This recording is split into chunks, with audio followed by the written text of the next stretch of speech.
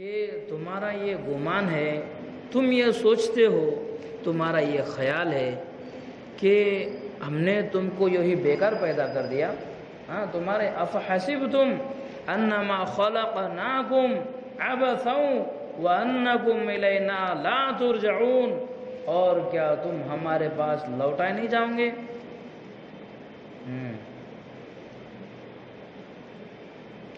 کسی انسان کے دل میں خیال بھی آتا ہے، کیا ہے، ہم زندگی اللہ تعالیٰ نے دی ہے اور تھوڑے دن رہنا ہے، اس کے بعد مٹی بن جانا ہے. قبر میں جانے کے بعد ایک بہت بڑا طبقہ ہے جو یہ ان کا عقیدہ ہے کہ مرنے کے بعد کچھ نہیں ہوگا، مرنے کے بعد کچھ نہیں ہوگا، بلکہ مرنے کے بعد مٹی بن جائیں گے، سڑ جائیں گے، گل جائیں گے، اس کو کوئی حساب نہیں ہوگا. ایسا بھی ایک بہت بڑا طبقہ جس کا عقیدہ یہ ہے.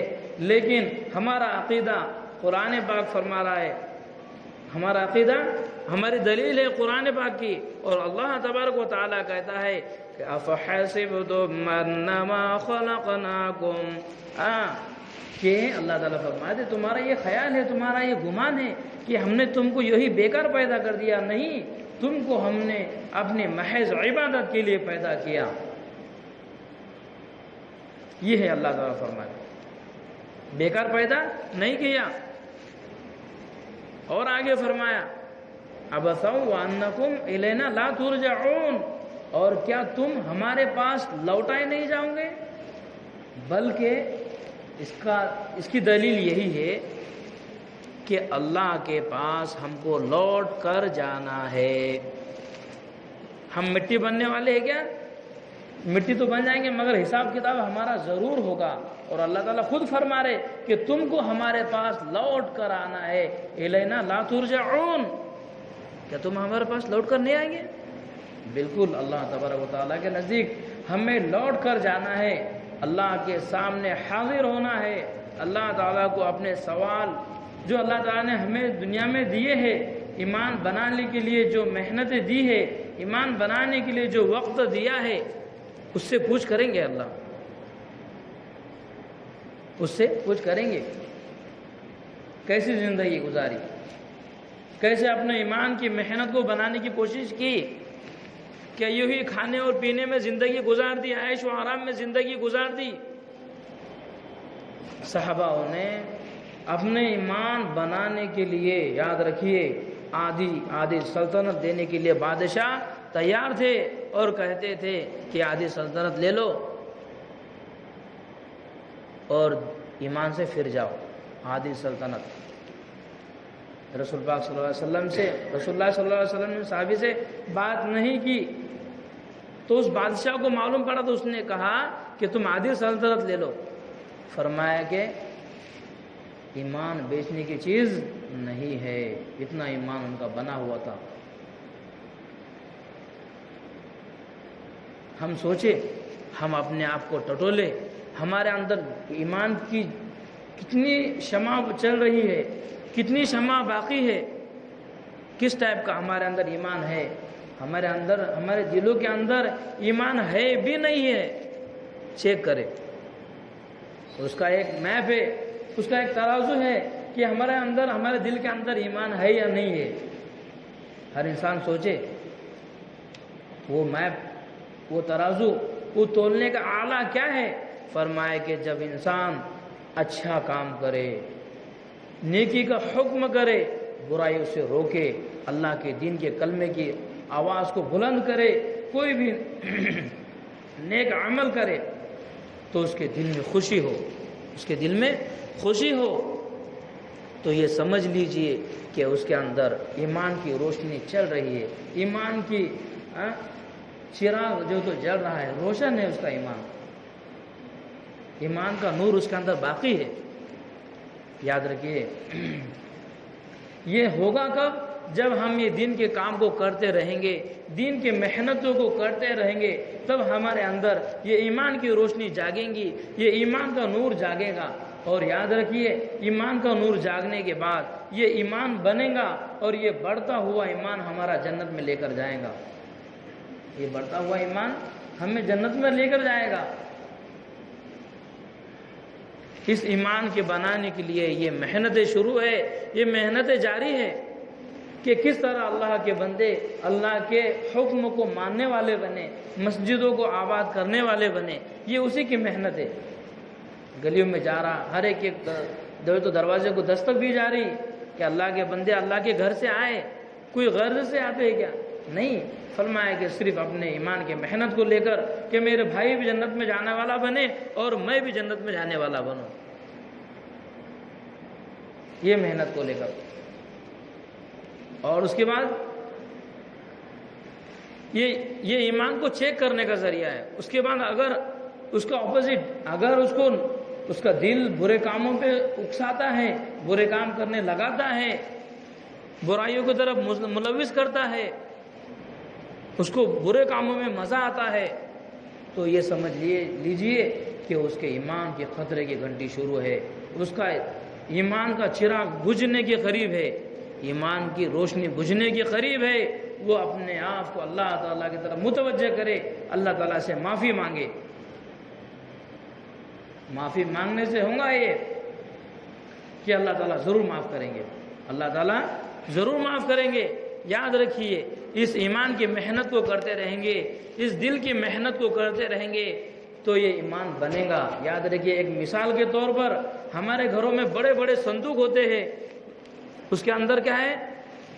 رضائی، تکیے اور نہ جانے کیسے بھنگار بھر کے رکھے ہم نے. اس کے اندر بڑے بڑے صندوق ہے، کدھر بھی پڑے، اس کے اندر تالے لگے ہوئے نہیں ہیں اس کو.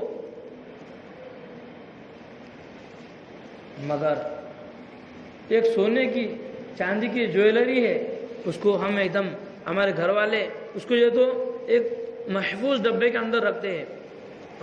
الماری کے اندر ایک اور ڈبہ، ایک اور کھانا اس کے اندر، اور ایک کھانا اس کے اندر چھپا کر رکھتے ہیں نہیں رکھتے.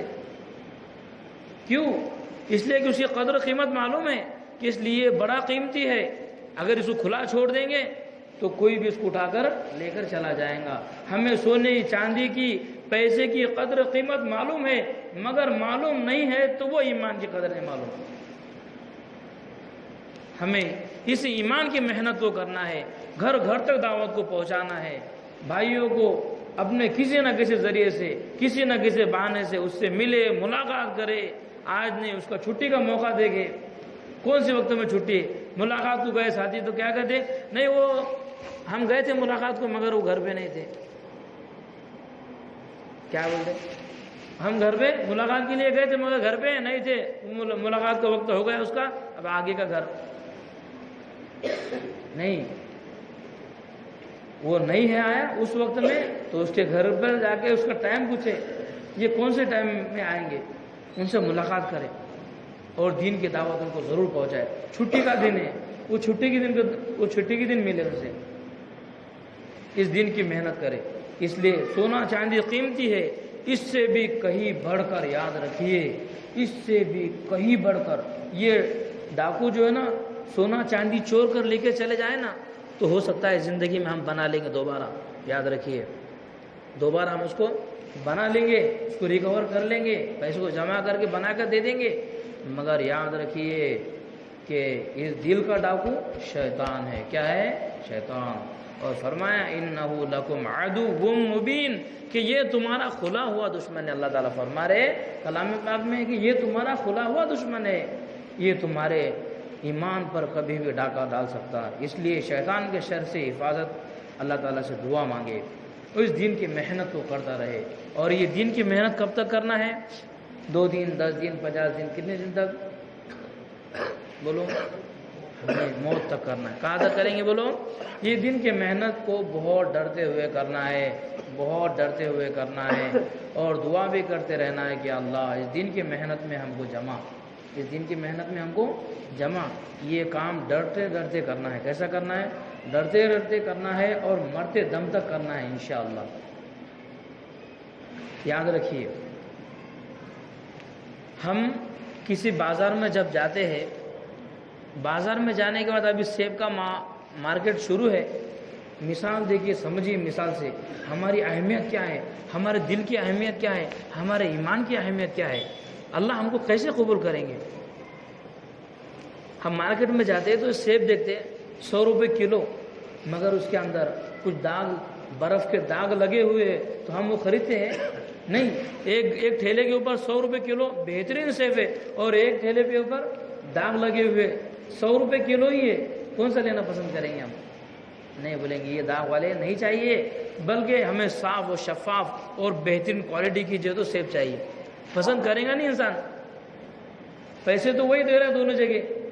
یاد رکھیے اللہ تعالیٰ نے بھی ہمیں ایمان دیا ہے، ہر ایک کو دل دیا ہے، اللہ تعالیٰ بھی چیک کریں گے کہ یہ دل میں کیا ہے، اس کے اندر یہ صاف و شفاف دل لے کر آیا ہے، ایمان کو بنا کر لے کر آیا ہے، بچا کر لے کر آیا ہے، کیا اس دل میں داغ ہے؟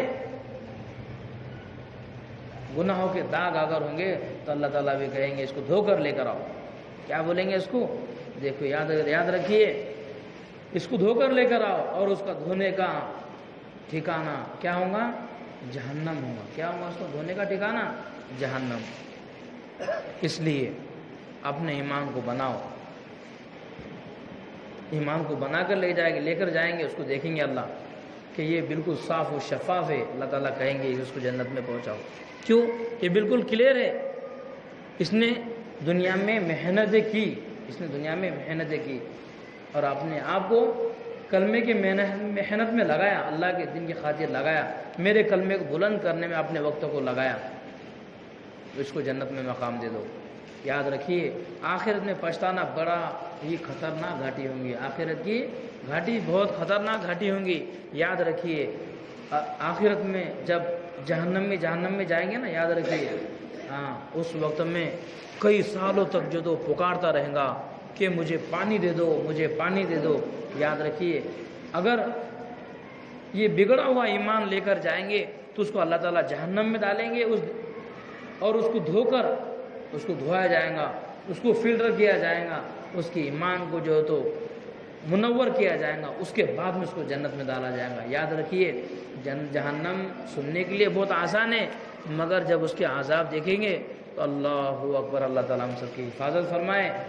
ہمیشہ جہنم سے حفاظت کے لیے دعا مانگتے رہنا چاہیے، کیوں کہ وہ ہے ہی اتنی خطرناک گھاٹی کہ جس کے اندر جانا بہت ہی برا ہے، اور ہر کوئی انسان یہ چاہے گا کہ میں اس گھاٹی میں نہ جاؤں۔ کوئی پسند کرے گا کہ میں جہنم میں جاؤں، کوئی یہ پسند کرے گا کہ میری گھر والے جہنم میں جائے، کوئی یہ پسند کرے گا کہ ہمارے ماں باپ جہنم میں جائے، کوئی یہ پسند کرے گا کہ ہمارے بچے جہنم میں جائے۔ نہیں، کوئی یہ دل کسی کا نہیں چاہے گا کہ جہنم میں جائے، بلکہ اس لیے سب یہ فکر کریں گے کہ ہم جنت میں جانے والے بنیں، اور جنت میں جانے کے لیے ہمیں ہمارے بچوں کی بھی، ہمارے خود کی بھی، اپنے ماں باپ کی بھی، اور اپنے اہل و عیال کے سب کے جو ہے تو ایمان کی محنت کو کرنا پڑے گا۔ ایمان کی محنت کو کریں گے تو انشاءاللہ بڑا فائدہ ہوگا۔ اور یاد رکھیے آخرت میں جب یہ جہنم میں ڈالا جائے گا، فرماتے ہیں کہ یہ اللہ تعالیٰ قرآن پاک میں آیت میں فرماتے ہیں کہ ان شجرۃ الزقوم طعام عظیم، اور فرمایا کہ یہ جہنم میں جب ڈالا جائے گا تو ان کو زقوم کا پھل دیا جائے گا کھانے کے لیے، اور فرمایا یہ پھل، اس کے دانے جو تو کالے دانے کے جیسے ہوں گے، اور جب یہ پیٹ میں جائیں گے تو پیٹ میں جانے کے بعد اس کے پیٹ اندر سے بالکل کھولے گا اور وہ پانی کرے گا۔ یاد رکھیے، اور اللہ تعالیٰ کہیں گے کہ فرشتوں اس کو پکڑو اور جہنم کے درمیان میں لے جا کر چھوڑ دو۔ یاد رکھیے اس وقت میں کیا ہوگا یہ حسرت۔ اللہ تعالیٰ ہم سب کی اس سے حفاظت فرمائے۔ اس لیے اپنے ایمان کے بنانے کے لیے محنت کرے، اور ایمان کو بچانے کے لیے محنت کرے۔ اگر ہمارا ایمان میں گڑبڑ ہے تو ہم توبہ کریں۔ یاد رکھیے اگر ہم سے کوئی گناہ ہو جائے، یاد رکھیے ابھی دونوں چیزیں آپ کے سامنے رکھی، جنت بھی اور جہنم بھی۔ اگر تم چاہتے ہو کہ تم جنت میں جائے تو خوب ایمان کے محنت کرے، ایمان کے کلمے کو بولے، اور تم نے اگر دنیا میں اپنے گناہوں کی معافی مانگ لی تو اللہ تبارک و تعالیٰ اس کو جنت میں داخل کریں گے. کیوں کہ اللہ تعالیٰ کہتے ہیں کہ میرے بندے اگر تجھ سے کوئی گناہ ہو جائے تو مجھ سے مانگ، میں بڑا معاف کرنے والا ہوں، بڑا بخشنے والا ہوں. اس لیے اللہ تعالیٰ سے معافی مانگے. اور اللہ تعالیٰ فرماتے کہ میں اس بندے کے ایسے گناہوں کو معاف کروں گا، ایسے گناہوں کو معاف کروں گا جیسے ابھی ماں کے پیٹ سے پیدا ہوا. جب اس کے گناہ معاف ہو جائیں گے تو وہ کہاں پر جائیں گا؟ بولو، جنت میں جائے گا یا نہیں جائے گا؟ جائیں گا، ضرور جائیں گا. اور اگر معافی نہیں مانگی تو اس کو کیا ہے اللہ تبارک و تعالیٰ پھر جہنم میں ڈالیں گے. اس کو جو ہے تو اس کی سزا اس کو بھگتنا پڑیں گی، اور بھگتنے کے بعد وہ جنت میں جائے گا. اس لیے اپنے گناہوں کی معافی اور مانگے، اور اپنے ایمان اور یقین کے بنانے کی محنت میں لگے. اپنے دوستوں کو بھی جڑائے، اپنے آپ کی بھی فکر کرے، اپنے گھر میں اہل و عیال کی بھی فکر کرے، اپنے گھر میں تعلیم کی بھی فکر کرے کہ ہمارے گھر میں تعلیم اور اپنے جو حلقے وغیرہ ان کی بھی کیا کریں، خوب مشق کرے. جس طرح ہم اپنی فکر کرتے ہیں اسی طرح اپنے گھر میں اہل و عیال کی بھی فکر کرے. ایک آیت پڑھ کر انشاءاللہ ہم اپنی بات کو ختم کریں گے. اللہ تعالیٰ فرماتے ہیں یوم لا ينفع مال ولا بنون الا من اتى الله بقلب سلیم. اللہ تعالیٰ فرماتے ہیں کہ بندو یوم لا ينفع، کہ تمہارے پاس تم کو کوئی نفع دینے والا نہیں ہے. یوم لا ينفع، اس دن قیامت کے دن، مالو ولا بنون، نہ تمہاری اولاد تمہارے کام آئیں گی، نہ تمہارا مال، سب یہی رہ جائے گا. اس لیے آخرت کی فکر کرے. اس کے بعد میں فرمایا الا من اتى الله بقلب سلیم. اللہ تبارک و تعالیٰ کہتے ہیں کہ تم اپنے دل کو بنا کر لے کے آ جاؤ، اور وہ ہے قلب سلیم. کیا فرمایا لفظ؟ قلب سلیم. اپنے ایمان کو بچا کر لے کر جاؤ، اپنے ایمان کو بنا کر لے کے جاؤ. اور یہ ہے محنت جو چڑھے دعوت تبلیغ کی، یہ محنت ایمان کو بنانے کی ہے اور بچانے کی ہے. دونوں بھی چیزیں اس کے اندر